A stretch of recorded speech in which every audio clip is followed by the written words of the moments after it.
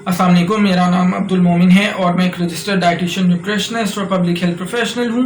सो जनाब, जैसे कि आपको पता है कि इंशाल्लाह ताला कल पाकिस्तान में ईद उल अज़हा मनाई जा रही है। सो आपने अगर मेरा चैनल रेगुलरली फॉलो किया है, आपको याद होगा पूरे रमज़ान के अंदर भी मैं रोज़ आपके लिए एक डाइट प्लान लेके आता था और इसी तरह छोटी ईद के मौके पर भी मैंने आपको स्पेसिफिकली ईद से मुतालिक डाइट प्लान दिया था, जो आप लोगों ने बहुत पसंद भी किया था। सो आज मैं आपके लिए लेके आया हूँ बड़ी ईद का डाइट प्लान। इंशाल्लाह ताला कल के दिन आप लोग क्या खा सकते हैं या किस तरह से आपको अपनी डाइट को प्लान करना चाहिए कल यानी बड़ी ईद के दिन पे। सो आप जनाब ये कर सकते हैं, नाश्ते के लिए आप 1 कप शीर खुरमा मुख्तलिफ किस्म के नट्स के साथ आप इस्तेमाल कर सकते हैं और उसके साथ अगर आप चाहें तो उसी के अंदर एक छोटा केले के पीसेस ऐड कर लें या फिर अलहदा से आप एक केले का इस्तेमाल कर सकते हैं, तो आपका बड़ा मीठा सा एक नाश्ता ईद के दिन का बन सकता है। इसी तरह से अगर डायबिटिक लोगों की बात करें तो वो एक घर की बनी हुई छोटी चपाती और उसके साथ कोई सालन का इस्तेमाल कर सकते हैं, साथ में चाय का 1 कप ले सकते हैं। सो वो उस तरह से नाश्ता कर सकते हैं। लंच की अगर हम बात करें, ज़ाहिर है बड़ी ईद है और ईद का पहला दिन है, तो जनाब उसके अंदर डेफिनेटली मेरा ख्याल है शायद ही कोई घर ऐसा होता हो जिसमें गोश्त नहीं बनता दोपहर के वक्त।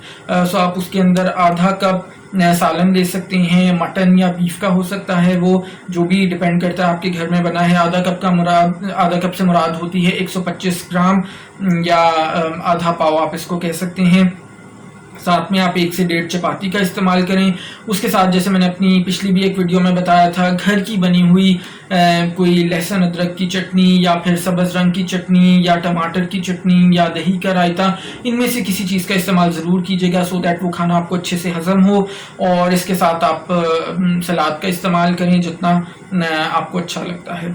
फिर जनाब शाम के वक्त आप 1 कप चना चाट ले सकते हैं, साथ में आप मिठाई के 2 छोटे पीस ले सकते हैं।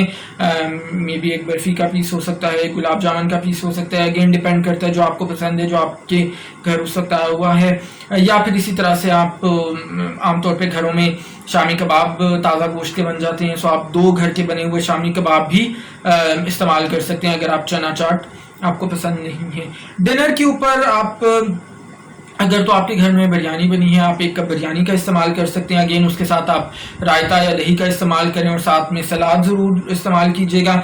या फिर बहुत सारे लोग ये करते हैं कि बारबेक्यू कर रहे होते हैं डिनर के टाइम, से अगर बारबेक्यू बन रहा है तो अगेन आप आधा कप के बराबर नहीं 125 ग्राम के करीब आप बारबेक्यू का गोश्त खा सकते हैं। अगेन साथ में जैसे मैं कह रहा हूँ लहसुन अदरक की या फिर सब्ज़ चटनी जो है वो आप इस्तेमाल करें ज़रूर। अगेन उसके साथ आप सलाद का थोड़ा सा इस्तेमाल करें। सो इस तरह से बहुत ही एक मज़ेदार आप ईद का पहला दिन मज़ेदार खानों के साथ गुजार सकते हैं। अगर आप इस डाइट प्लान को देखें तो इसमें गोश्त का भी पोर्शन हमने हर खाने पे तकरीबन रखा है और कोशिश की है कि इसको किसी ना किसी तरह से हम बैलेंस कर लें। ऑल्दो ज़ाहिर है कि इसके अंदर कोई फ्रूट का सिवाय इसके कि सुबह हमने केले की बात की, उसके अलावा कोई ख़ास पोर्शन नहीं है। सो क्योंकि ईद का दिन है और ज़ाहिर है हमारा ज़्यादा फोकस उसमें गोश्त की तरफ होता है।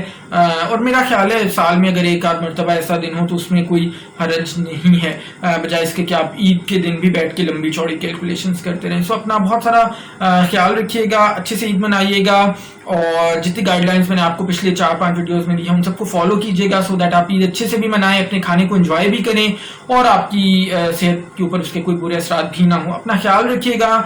इंशाल्लाह ताला नेक्स्ट वीडियो में मुलाकात होगी। जाने से पहले वीडियो को लाइक करना ना भूलिएगा और दूसरों के साथ शेयर करना भी हरगिज़ मत भूलिएगा। इंशाल्लाह नेक्स्ट टाइम मिलते हैं। अल्लाह।